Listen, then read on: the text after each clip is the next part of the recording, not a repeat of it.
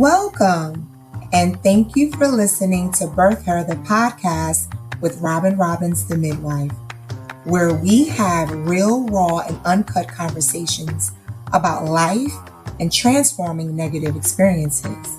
If you're on a journey to birthing the highest version of you, join us as we are empowered to take inspired action to heal, activate inner liberation, and birth her to birth your new.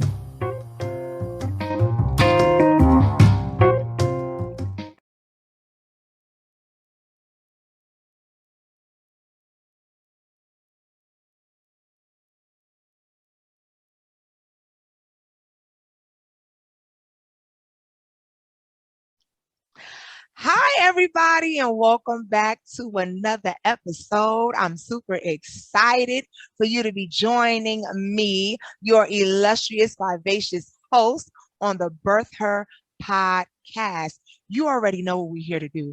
We're here to have real, raw, and uncut conversations. So let's go ahead and jump into it. And without further ado, I'm going to introduce our amazing guest. Kayla Wiley is a 24-year-old entrepreneur, coach, and author, originally from Ohio, now residing in Kentucky after obtaining her bachelor's degree. Her mission is to redeem, empower, and release women into their God-given identity through the Talitha Kum experience. Y'all welcome to the podcast. Hey, Kayla. Hey. Thank you guys so much. Absolutely, absolutely. Y'all, I try not to do, a whole lot, but y'all is my babies. I did good on the last episode. I didn't call her out too much, but I have an attachment to y'all. But Yeah. I want you to like really kick us off and just kind of like give folks a backdrop of who you are. Because, introductions are like snippets, but I want the people to feel your heartbeat. Like, who is Kayla? Ooh. Other than a witness, basically, I would really say I am a vibrant, super determined, and witty person who is super ready and on a continuous journey to follow through and do what I believe that I'm called to do. Yes, I love that. Oh my gosh. So, talk to us a little bit about your journey into entrepreneurship. What made you go into that? Funny thing, I think it really started off with a question a couple years back. I was on a podcast. I was starting my journey on writing my book, which is now birthed out, which is The Time Is Now, to overcome, embrace your identity, and walk in your purpose. So I was asked a very simple question to many, but when I received it, it was like a what? Like, why did it hit me so much? Right. So somebody asked me, where do you see yourself in 5 years?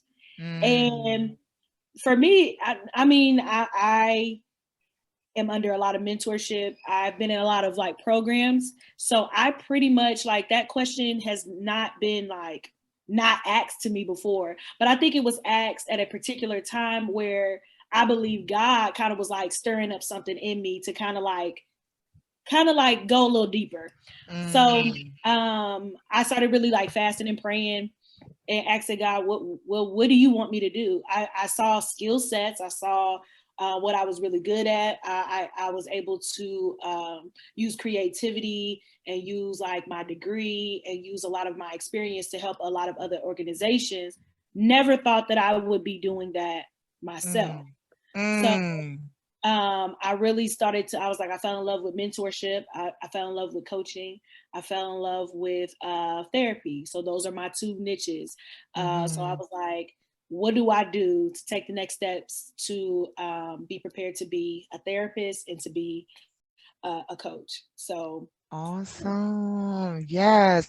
So I hear this passion of basically helping people. The therapy was is kind of like understanding people's past and how that's playing a part in their present, but also that coaching helping people to move forward, right? So I hear you marrying those things together.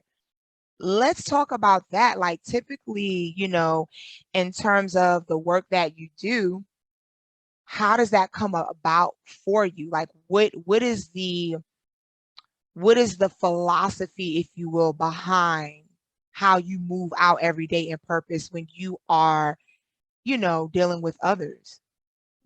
So I think that the job that I currently work at now kind of like pushed me to that. So I took a couple months. I went back up a little bit. Last year, I took a couple months to myself. I went through a lot of like trauma last year, took me out, but I took a couple months to myself and I didn't work. I didn't work. I was blessed during the pandemic to obtain a job and to be able to take care of myself. But then I got to a place where I'm like, this ain't me.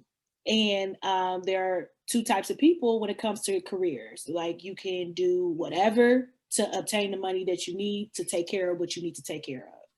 And then you have people that if I'm not walking in my purpose, I can't, it doesn't, the money don't matter. You're not going to get everything out of me. It doesn't work. So I started to get real uncomfortable, real uncomfortable. And I kept saying, I remember talking to my mom. I'm like, Mom, I quit another job. I did this. And she was just like, I know.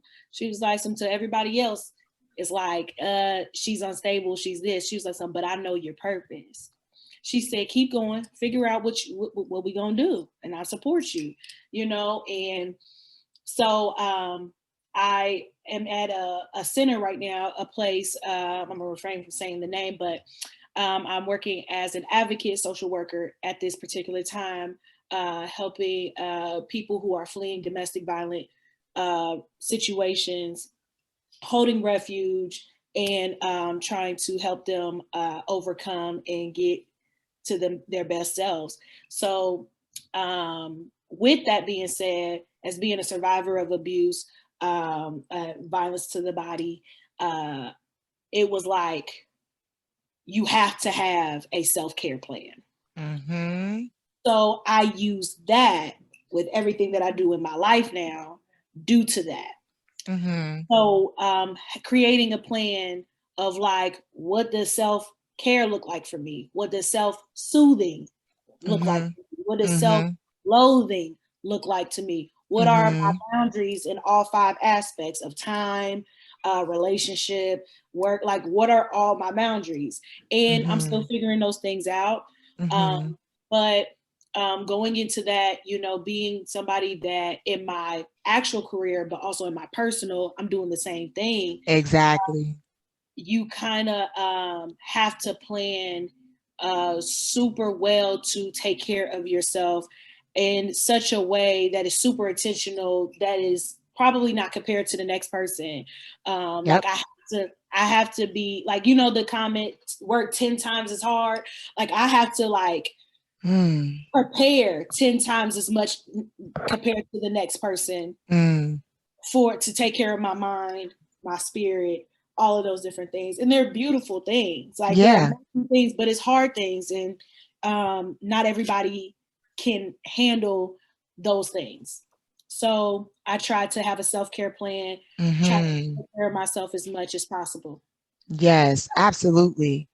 Absolutely. I love that. I love how in your entrepreneurship and your career, you went on a path where you found yourself pretty much doing similar things. And I totally agree with you in terms of that purpose thing. It is no joke. It is no joke. For those of us that were created to literally flow in purpose and not just know what our purpose is, it is the most disheartening thing. And like you said, like to other girl, that was a mic drop right there, y'all. Come To on. other people, you will look like you are lost. To other people, you'll look like you're unstable. But what I want to say in this moment for those of you who are listening is the simple fact that your divine path and your journey is simply that. No one else will be able to understand it because they haven't been created with the capacity to even endure it. So just be encouraged in this moment not to worry about what people say. I know, even similar, even right now, like I kind of like on social media, I make little posts because I know people probably think I'm lost. I'm clear. Yeah. Are you clear? I'm clear. I'm not lost. It's not, I'm on my divine journey. I'm in my path. I'm doing what I'm feeling led to do. And God is handling the rest. Right. And so it is the same. You know, what is funny to me though, and not to go, you know, too churchy, y'all, but y'all know every episode I can't help myself. Just if he's in you, he's gonna come out some way, shape, form, or fashion. We can't help it, right? But what I love about what you were saying too was how you had to process the different boundaries and stuff like that. And that's so a part of what we call here, and even in my business, the birth her journey. Like you have to birth her in order to birth your it, in order to birth your new. It's a part of that journey. And what is so amazing to me, what I know prophetically, is that those that are called to take the forefront have been in this space of going through this type of processing. Yeah. And some have already been released to go, but then some of us are still in process. You know, I guess we'll have next term or whatever the case may be. But it's like those, I'm telling you, it's that new era, that new emergence. And we basically have been in process. So I find it remarkably interesting how not even just some of the people that I've had the honor of interviewing on this podcast, but in just everyday conversation, I find it amazing how people are going through. It's different, but it's the what we're supposed to extract out of it is similar. I just think that is so remarkable to me. So here you are, present, fast forward, you have this duality of what you do in your career and what you do as an entrepreneur mirroring itself and giving you these amazing reminders of, okay, remember your boundaries, remember your self-care, remember this, remember that. How, let me say it like this. You doing what you do as a coach, right? As in entrepreneurship, you are dubbed the identity coach. Thus, the whole God-given identity thing, right? Mm-hmm. How does identity play a role and or play a factor in this process of one being able to walk in their purpose and walk in their God-given identity? Talk to us about that. I think that is such a loaded question, and you always hit us with that. So praise God. But it's needed. It plays in everything, meaning who I am and what God has equipped me to be, and who He has equipped me to be, and how to care and coach His people. It's in a way where I have to be in constant reflection and introspective, and go through the process of the emotional intelligence and mentally aware of self in so many different ways. And I feel like where I was, especially last year, it being my first year of business, being my first year coming out as who Kayla is, I had you know what I'm saying, the structure, I had my nose, but I feel like now in 2022, I am a lot more comfortable with self. I'm more comfortable with me. And that more so came with birthing the book.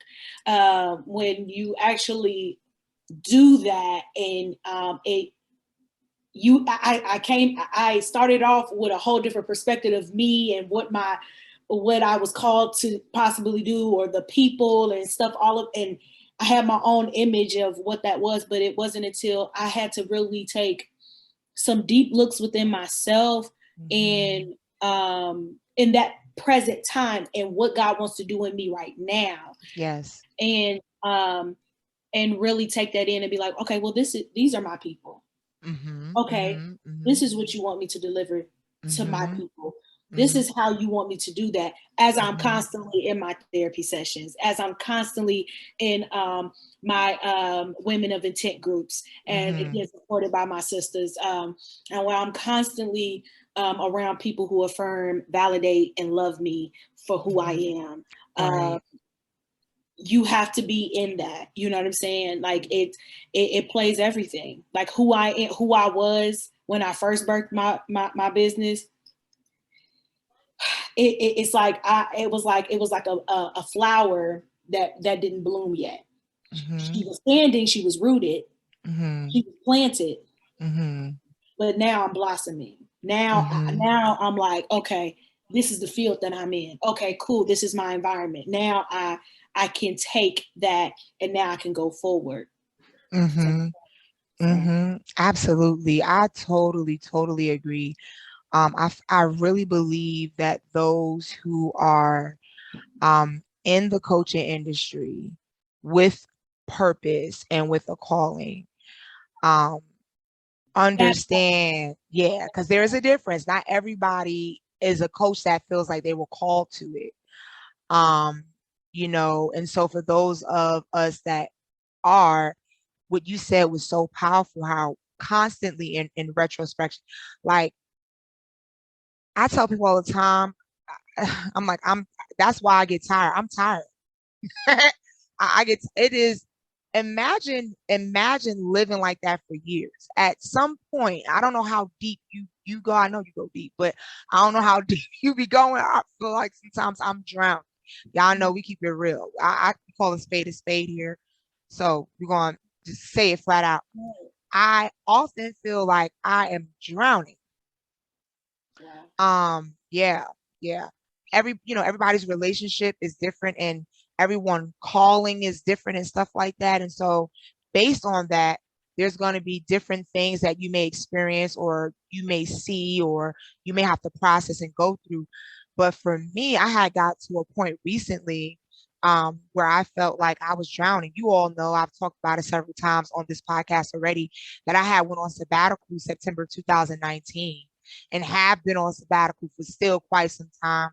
And since then, I got back into school and everything like that, and I haven't really pushed or really done much in the marketplace in a while, in a couple of years, a few years.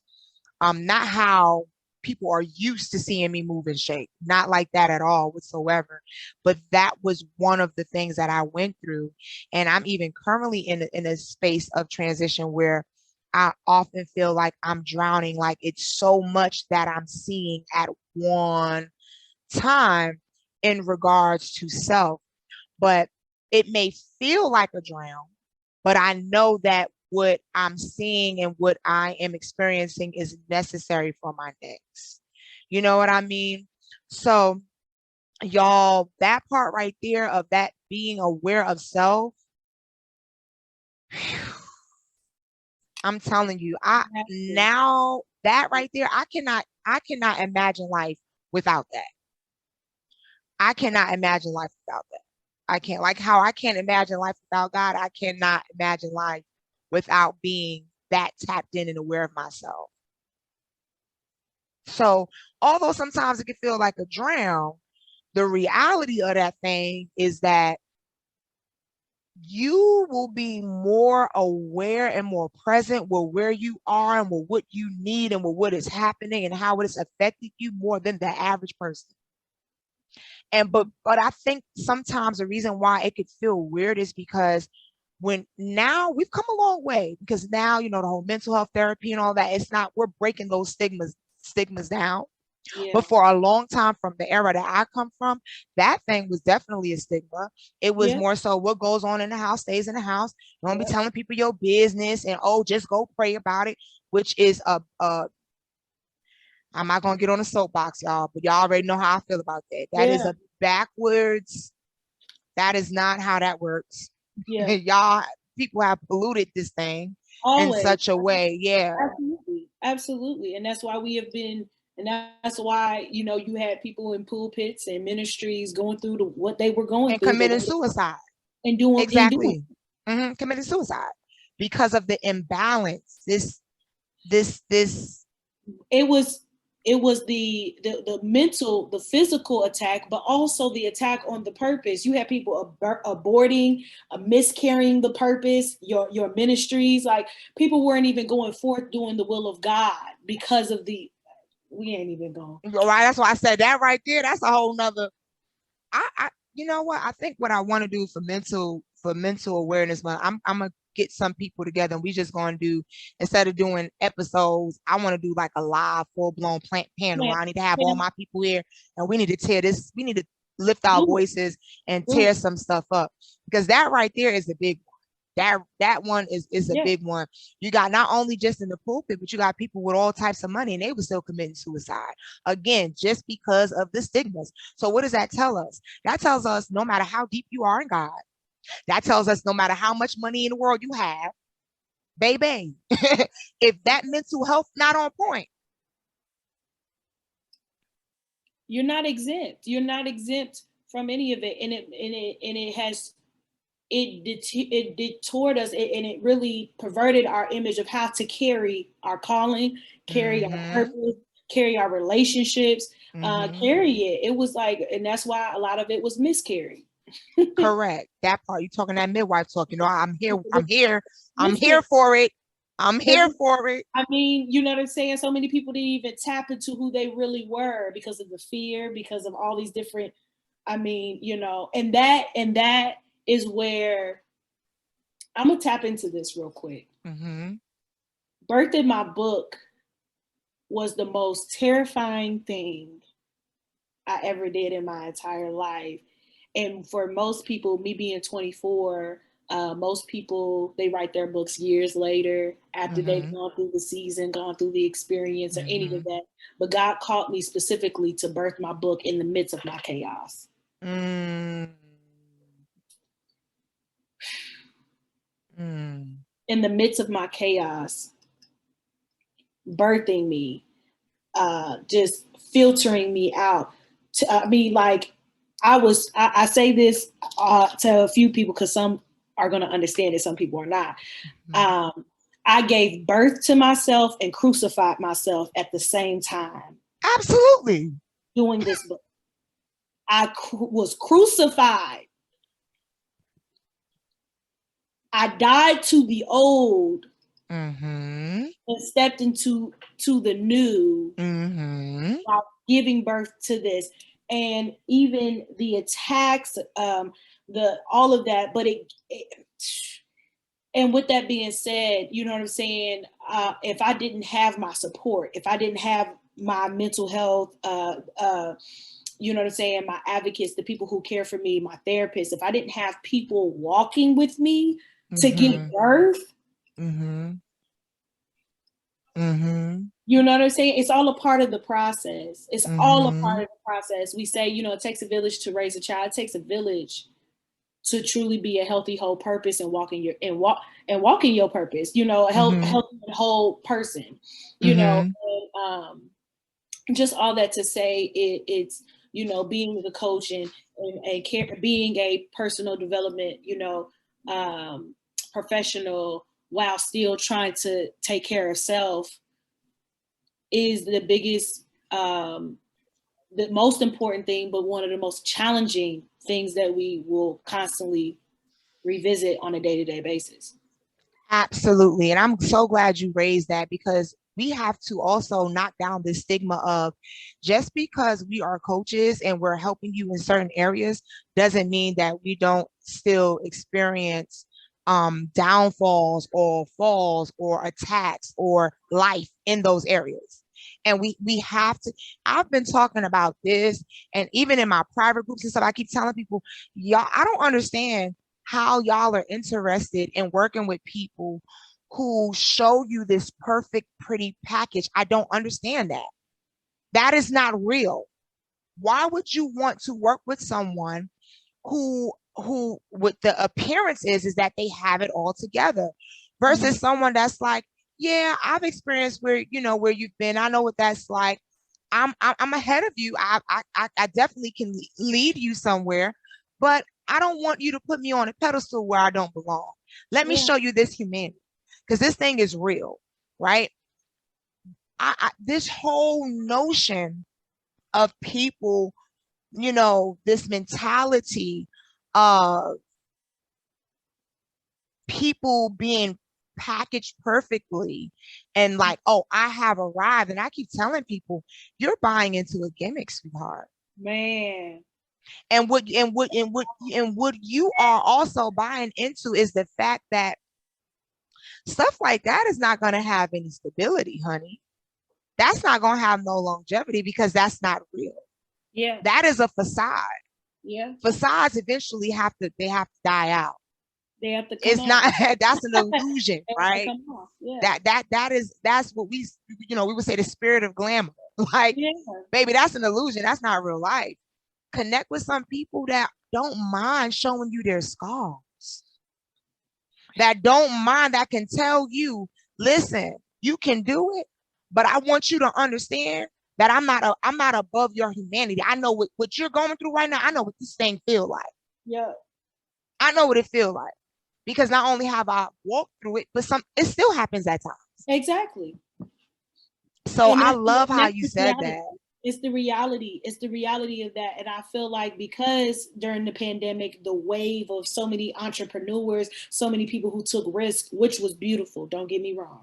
So many people stepped out on faith. It was like, I'm going to do exactly what I should have done 5 years ago. And they got this, you know what? Like, I could be gone tomorrow. And and I have to answer for the things that I didn't do. So it was a wave, right? It was this wave of so much courage and bravery. But then we got to this point where we've only saw entrepreneurship, or we only saw like certain things a certain way. So we all tried to fit in this little, you know what I'm saying? This box. And it was like, but you're unique. My entrepreneurship in my way of like, I'm not about to wear business casual and do it. A lot of my coaching now is specifically, I facilitate women's groups. Right now, I facilitate a women's group. I'm with Women of Intent, and I do a support group for women overcoming abuse. Like, and that is more so like, let's sit down and let me just give you a safe place. Yes. To be, to heal, and all of that. I'm not over here checking numbers and trying to be the first person to do X. I ain't doing. I care about you overcoming and being all that you are called to be, and not allow your trauma to, contradict who you are or try to tell you who you are, and all of that, that you can overcome trauma and you can be more than what, you know what I'm saying, what you see right now, because that's what trauma does. Trauma does that. So, we all have our niches, and I'm still learning my niche. I'm still new to entrepreneurship. I'm still new to, I put a lot of stuff on hold, especially giving birth to the book. And I'm like, and I'm still in this constant place of like, God, what are you asking of me now? How do you want to use my coaching now? How do you want me to do this now? And be okay with the shifts and the turns and the and the moves because it's not going to look the same way when you started. Absolutely not. It's so funny you brought that up. I'm so glad you brought that up. I teach all my actual mentees and my clients. Y'all know it. Y'all gonna know when you hear it. I teach them to, first of all, a lot of the reason why people fall prey to feeling like they have to be in the box is because they don't understand purpose. That one. It has been taught that, oh, your purpose is some type of function and some type of role. And when people come to me as either a mentee or a coaching client, that's one of the things I often have to dismantle in terms of limiting beliefs for them, to understand that your purpose is an essence. Somebody drop right quick for y'all. Just gonna help y'all so y'all could get free. Your purpose is an essence. What does that mean? It is a thing at its core that is never changing. However, you ready? Hope you're listening. The vehicle of your purpose is liable to shift and change as God sees fit. And so in the coaching, I help people understand this. What does that mean? Okay, at the essence and at the core of my specific purpose, I know that I am here to empower. I know that I'm here to equip. I know that I am here to liberate. And everything I do, it has healing in it, right? I know that at the essence of my purpose, that is what I'm doing. Even as we're on this podcast, the people I interview, the talks that we have, it's still functioning doing all those three things simultaneously. But the vehicle in which you're hearing it come through is a podcast. Come on, Robin. I need y'all to catch Come this. on. Come We're on. trying to help you on here. Come on, right? Robin. Catch this. Or you may purchase one of my books and get your help that way. That's the vehicle. The vehicle then becomes a book. So what I train people to do, especially what we've been doing a lot in the private birther group, how is when we did the 30-day birth her challenge before coming into 2022, I told him, I said, you need to ask God, how is your purpose showing up this year? How is it? In other words, your purpose doesn't change. The purpose is a core. It's an essence. That's not going to change. That's like saying the essence of God changes or the character of God changes. That's not going to change, right? Right. But the vehicle, and this is not taught this way. We get to, I think my purpose is to be a mom. Well, I think my purpose, I'm going to be a wife and a mom, or, my purpose, I'm going to have this specific career. I'm going to do this. But it's like, that's a function, honey. That's a role. Do you know how many people I've had the opportunity to speak with and even counsel ministerial wise that were women stuck because they were tied to a role? And it's like, your purpose takes on different vehicles, but you have to be discerning and be tapped in and then be willing to flow with the ebbs and flows of that. The ebbs and flows of that, And that's why, a lot of people, and as far as people connected to me may see and feel like, oh, you're doing a lot. You're doing too much. No, baby, I flow. I flow. You're not going to tie me to one place, one industry. I'm going where the vehicle is going. Yeah.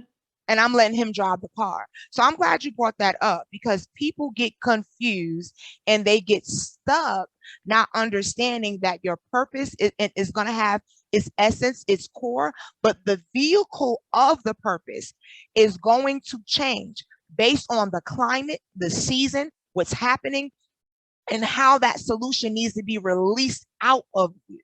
So y'all get free. But that connects to what we were just saying with identity, being introspective, to be aware. You can't be aware of self if it has to go hand in hand. If I know in this specific season, God is calling me to do, okay, God is asking me to start, to go forth with blog. Okay, to talk about my journey in mental health, my journey in my identity and how I'm forming and all of that, and doing this and doing that. That's so different from what I thought, of what was asked of me then last year at a specific time. Am I still doing certain things? Absolutely. I'm changing some things around, and I'm in the background, all of us, coaches are, people who are in purpose, we always are cooking. We are always thinking, what are we doing next and stuff like that. And how do we want to do it? When do we want to do it? You know what I'm saying? But that comes with identity, knowing who I am, where am I right now? Because we can say, yes, who the core, the essence of who you are, but right now, God, how am I moving? How am I going to be done? So it's the same thing, my purpose and even who I am personally. How is that being, displayed in this present time? Yeah. That's right. How am I showing up? That's the question. Y'all ask yourselves that. For those of you listening and you're taking in, okay, this identity and this purpose talk that we got going on right now, if you feel stuck, that is a great question to ask yourself. Number one, what is your purpose at its core? That's not going to look like a function, a role, or whatever. You need to identify what is your purpose at the core. Right? And don't worry, I'm going to have Coach Kayla's information for you to reach out if you need help to walk through that. What is your purpose at its core, right? And then how is that to show up in the season or whatever the case may be that you're in right now? Also, that whole in order to get to the purpose, you know, you got to know who you are. So that whole who am I, and then your purpose, and then how that's showing up. Coach Kayla can definitely help you walk through that process and really, really tap into where you're at and how to bring that out and to bring that forward. I think we need more people who are like astute and that understanding. You know, I just am in agreement with so much of what you said. There's so much that has changed just over time, even in my coaching and stuff like that, and in how I, you know, interact with people in terms of that. Years ago, I used to subscribe to the you need to sacrifice everything to do business. Years ago, when I first started, the first 2 years of coaching, that's what I was on. Oh no, you come to me with that today or last year or 3 years ago, something totally different. And that's what I mean by being okay with your growth and with finding out new things by you being aware. And you know, for so long, we've been forced to subscribe to a lot of cultural and societal things. That's the reality. And so we've adapted these these cultural um, um, definitions and it's like, listen, that's not it. I do not have to kill myself to live. Like you said, how this whole thing, even with entrepreneurship, for the last 3 to 4 years, I've been telling people this, baby, you better flow and do that thing how it's been given to you. That's the whole point of the whole midwifery. Do it how it's been given to you. You cannot fit into a box. You cannot subscribe to what other people are doing because that's their journey. That may not work for you. Now, we can give you a few blueprints. We can give you some strategies, but that doesn't necessarily mean that that's going to work for you. You know what I mean? So y'all Exactly. embrace it. Embrace it, embrace it. So this book, let's talk about this book. The time is now. Talk to Ooh. me about this because you was hitting on it a little bit earlier, but bring us into this book. Sure. The time is now. Is my baby, the book that made me an author. You know, so this is my journey where I am standing in my truth and finally telling my story, my journey. I will say my journey because it has not ended. I take it as a privilege. I don't take it lightly that I am alive and living and able to tell my story my way. Um, so many people don't have that opportunity. People don't have that chance to do that. Some people, you know, dead and gone, and have some other people telling it the way they want to. But I'm graced and I'm thankful God allowed me to do that. My journey of finally talking about my experiences where I experienced trauma and where I was experienced, you know, domestic violence, rape, suicide attempt, and all of these different things.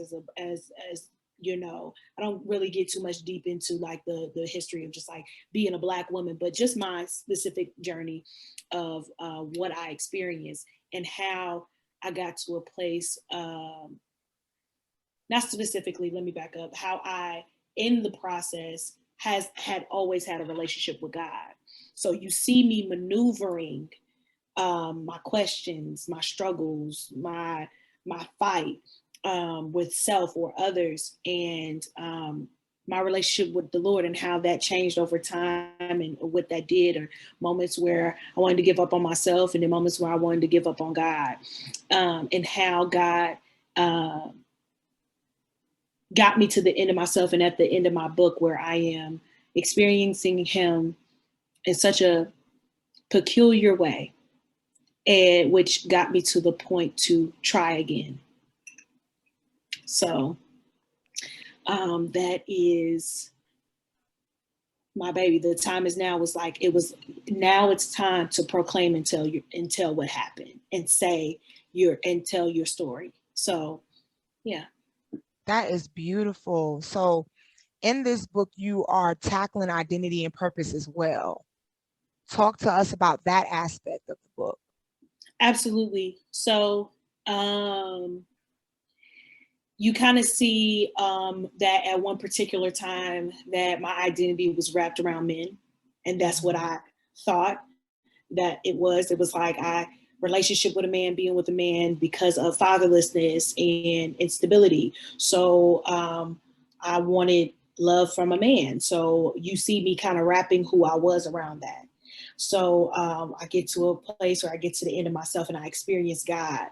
And then I get to this place where I want to start telling what God had done. And my identity started to change of like, how do I, this was who I was now, this and me becoming so, and trying to become this woman that I believe that I was always supposed to be. And then I experienced, another traumatic experience in the midst of me kind of standing firm in who I am, right? I'm like, okay, I'm starting to be like, okay, I get to choose who I am. And God, you say this is who I am. So I'm kind of maneuvering that, but then I get hit. Then I get mad all over again, right? And then I start reverting back to this place where I thought I've been delivered from and what I've, conquered.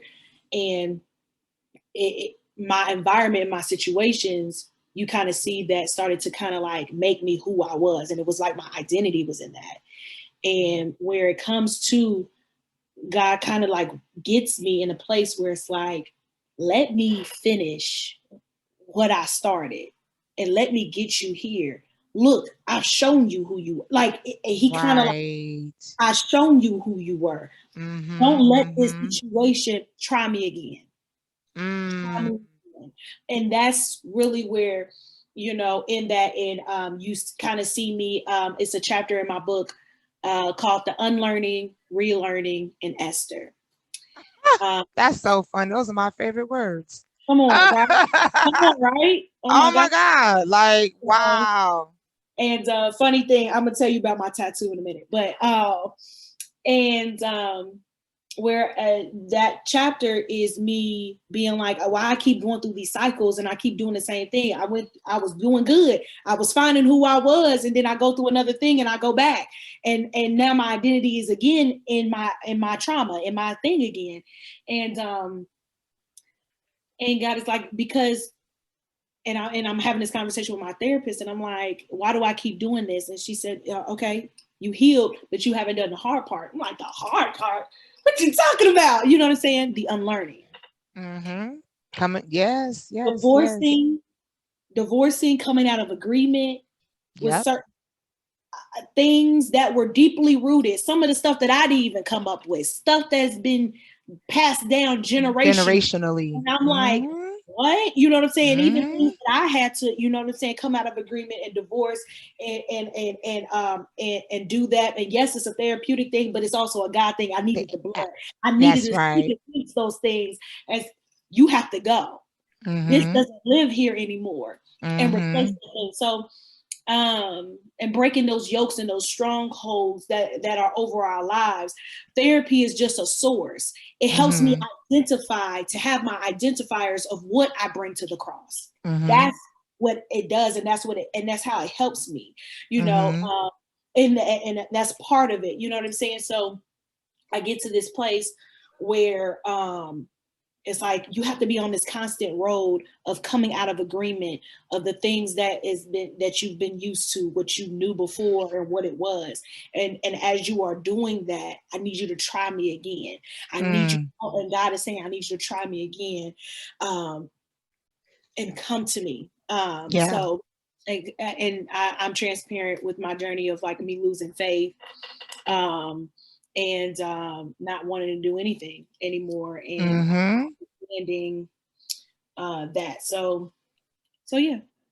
That is so real. That is so real, girl. You hit a. I was like, come on, bring us in. You hit a vein right there.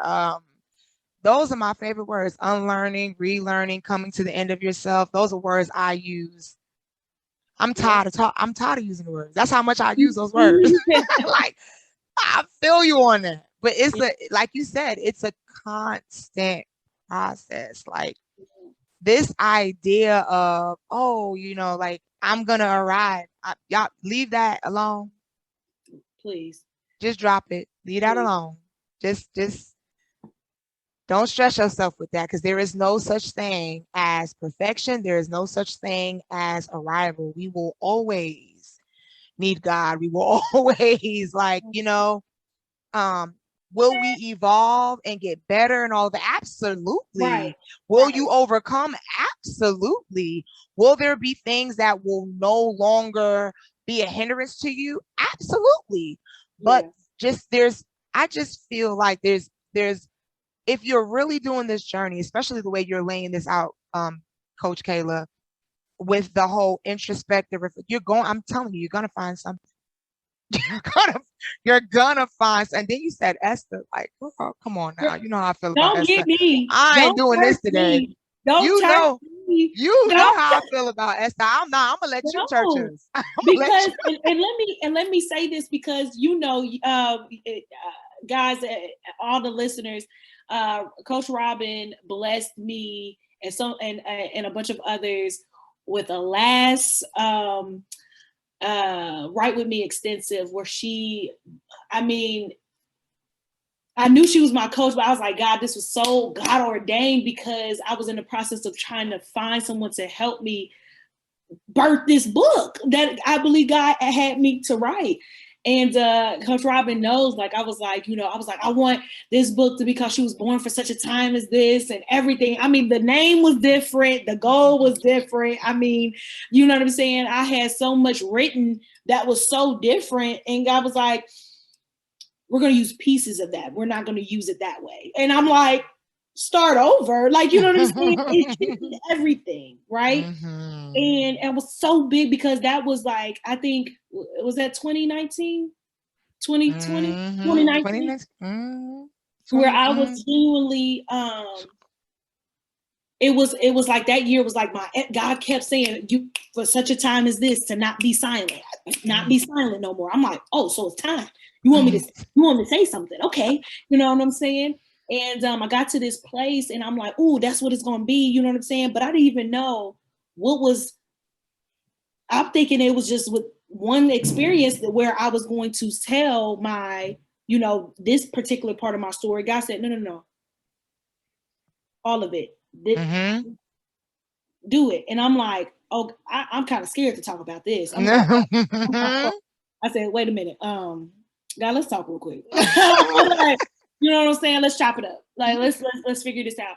And it was such a fear that came in my heart as I was writing these chapters. It was certain chapters where I laid on my back and cried for hours writing or through it. Had to call my best friend, had to have her pray me through some chapters that completely paralyzed me and even showed me where I was stuck. That's what writing does.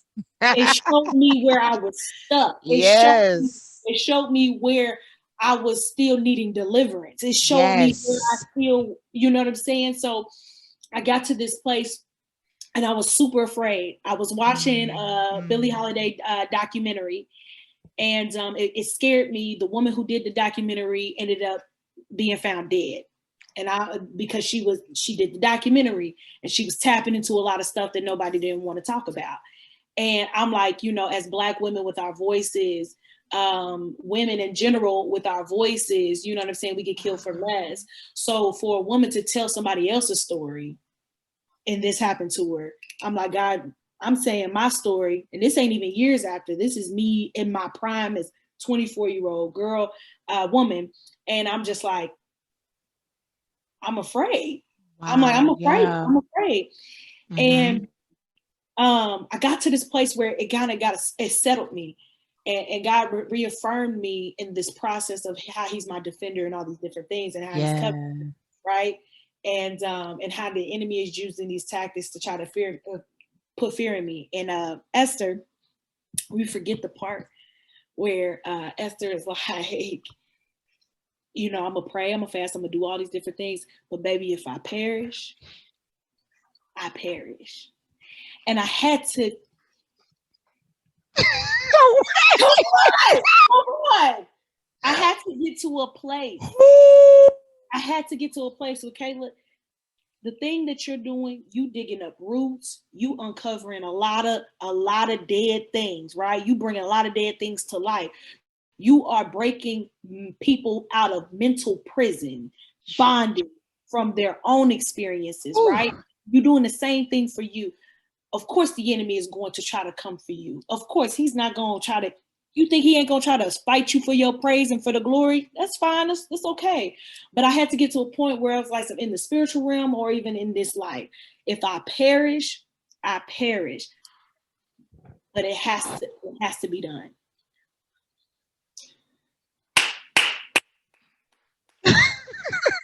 My God. Oh.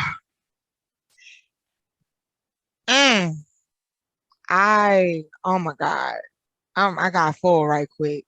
I know that feeling. You know, I don't know what it is about writing. And I think that's why I love it so much.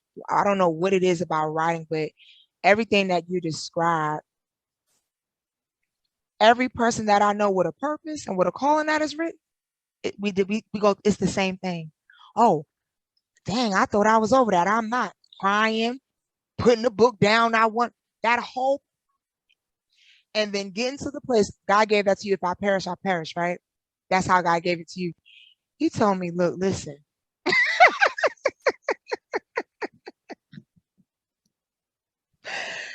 Listen. Think about the souls. If you stop right now, if you give up right now, think about the souls that I predestined specifically for you. That would never get what they need. That the blood is on your hands. That's it. That's me making it sound sweet. It was really more ghetto than that. That's me cleaning it up. It was a ghetto conversation. That's me cleaning it up. What you think, right? What you said is so powerful. I had to get to a place where it's like, well, if I perish, woo, God, y'all know I ain't got no sense. I'm trying to find myself.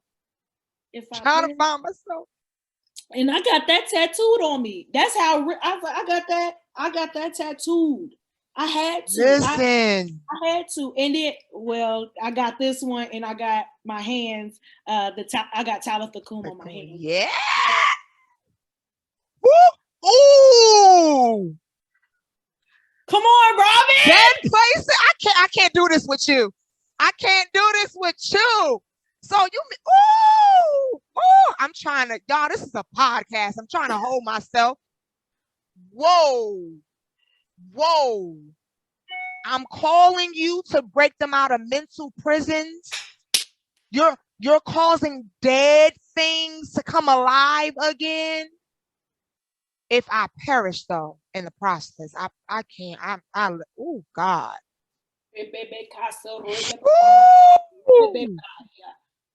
If I perish in the midst,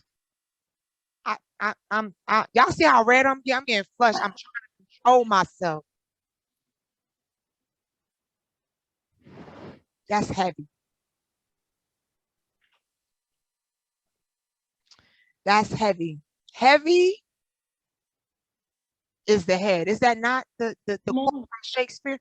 Heavy is the head that rears the crown. And I think a lot of the times we are thinking about our purpose and our calling and in terms of, and not, not everybody, but sometimes though, we're looking at the ending result. We're looking at that, the part where it's like, oh, it's beautiful. God gets the glory, or you've made this much of an impact, or this or that.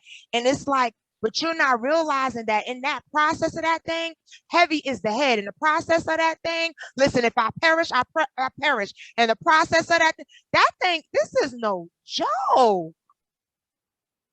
Oh my gosh. Heavy is the head of the crown.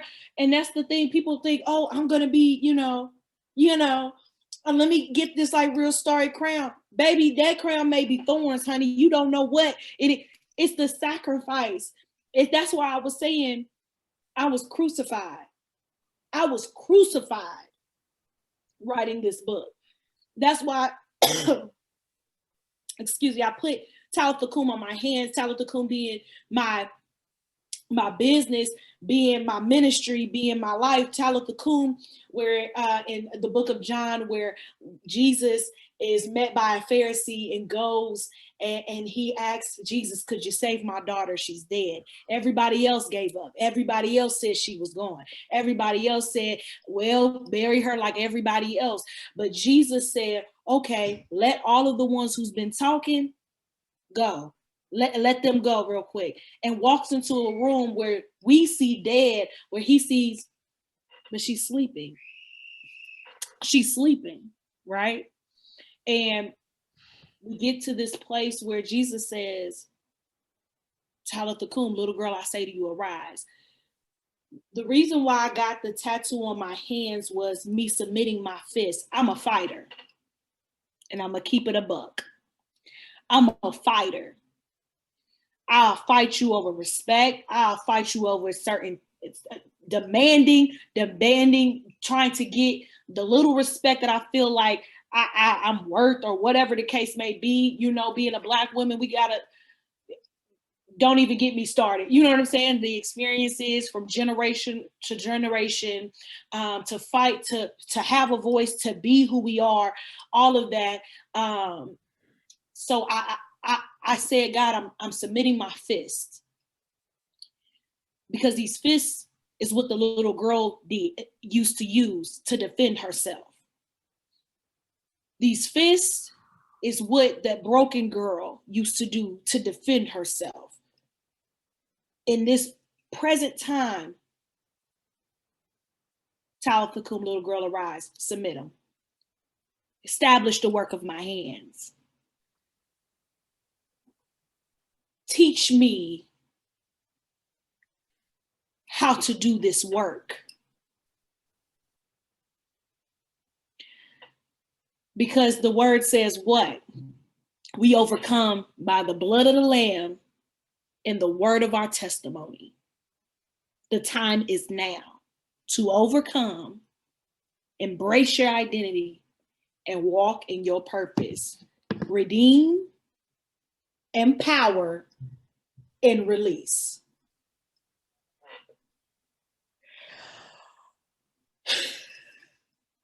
Woo, I'm trying to behave. You is oily, daughter. You oily.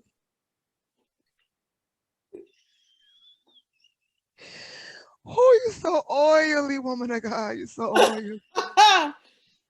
Don't Oh, I church me. felt that all over my body. All over my body. I felt that over my body. Right quick, before we end, because I feel it right through here. Come on. Speak to the listeners. And I'm so glad, because that was going to be a question. I'm so glad you explained what Talitha Kum is and what it means. Speak to the listeners, and speak to those things that you feel led, that needs to be spoken to, that you need to tell it to Talitha Kum. Tell it to arise. Speak to them and help resurrect the things that are sleeping and lying dormant.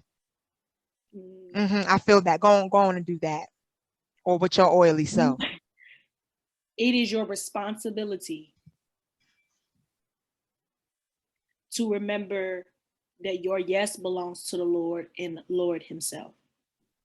Our yes belongs to God, not people, not to even ourselves, because our purpose and what we are called to do, the calling, the ministry, it is greater. Our yes does not belong to us. So what you are going through may not be for just you. It has to be for someone that you meet down the line that will only get the message from you. It is your responsibility to make it and get through whatever season that you are going through. It is your responsibility to make it and get through whatever season that you are going through. So you can see why God said, if you let me finish the work, you have to see what he wanted to do in the first place. You have to see it. And in order to do that, you have to live, not exist, not just do what you're supposed to do. You have to live. There is an attack on the minds of the people of God at this present time, trying to confuse you and trying to take you out. But there is something that we call the blood. When they came and the plagues were going on, how we knew that we weren't going to be touched is because we had the blood over our house, and it was a Passover. I need y'all to cover yourselves because we are going through this physical but spiritual plague, mental health, diagnosis, suicide. Cover your house, cover your mind, cover your body.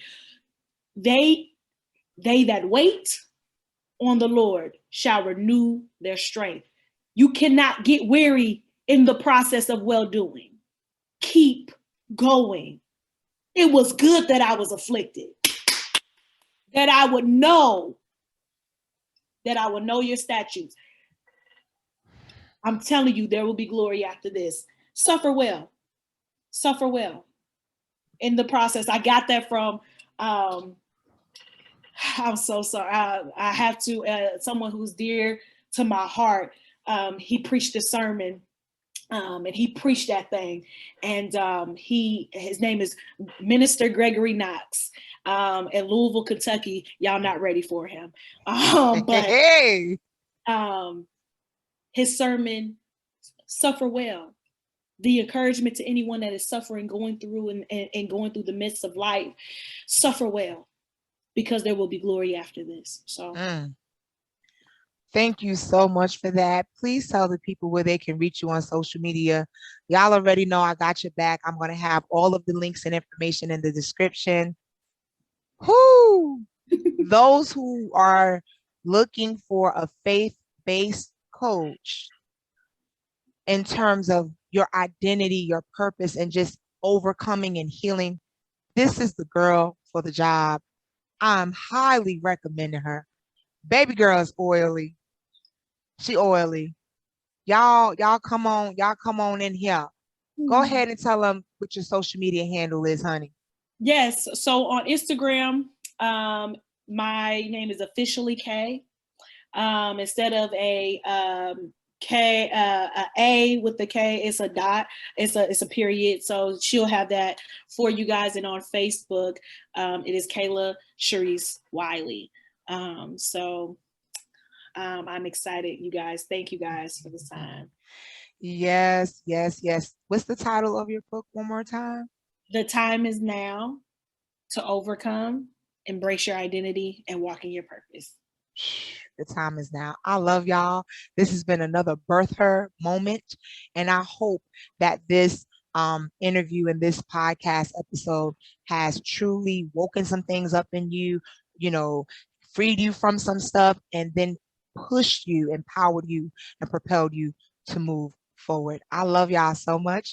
Y'all have an amazing, amazing time. Until next time, I'll see you.